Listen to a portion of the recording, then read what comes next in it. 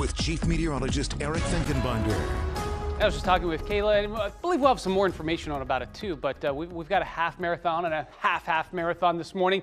And I thought, for a lot of us waking up, getting ready and perhaps heading, we've got 46 degrees, or if you're volunteering, but this is perfect. I enjoy running along the river in the evenings, or if I get that chance in the mornings, but to have 40s, calm winds, sunshine, you couldn't ask for a better running situation here weather-wise. So we've got York and Dillsburg, Red Lion, Hanover.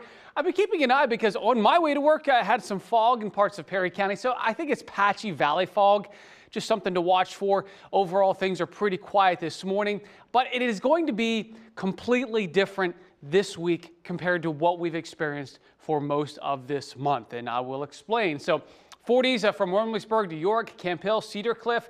We've got E-Town at 48 degrees. The air's pretty calm now, and we'll have a bit of a breeze as we go into the afternoon.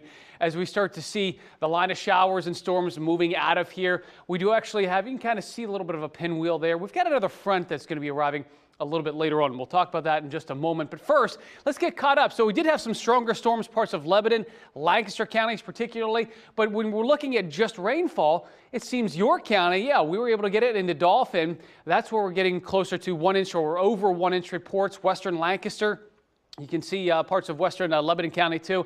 But for the most part, I would say a ½ inch to about 1 inch of rain was pretty widespread. It was nice to see that as we start to see the secondary front now arriving. That will provide some cooler air a little bit later on today, but especially early this week, Monday and Tuesday.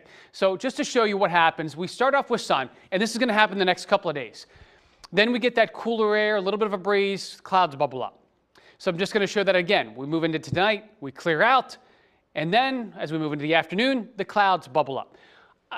When we have the clear skies in the morning, that's where I'm a little concerned because the next 2 mornings, as we drop in the mid to upper 30s, that could lead to some potential frost. So it's not just Monday morning, but I also see that happening Tuesday morning. I don't think it's going to be widespread frost, but for a lot of us that perhaps got started early with gardening or anything planted, or if you have any potted plants outside, I would certainly just keep that in mind. If you're one of those locations that tend to be cooler than what we typically post for lows, I would just, perhaps put a blanket or maybe bring in some of those potted plants. But I would say the next 2 mornings will be the coolest of the week. But we do stay seasonably chilly this week.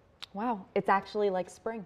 Yeah, for once, it's actually nice to see some spring weather. I think for a lot of us now, we're kind of moving on, though, where we're looking for May weather. Yes,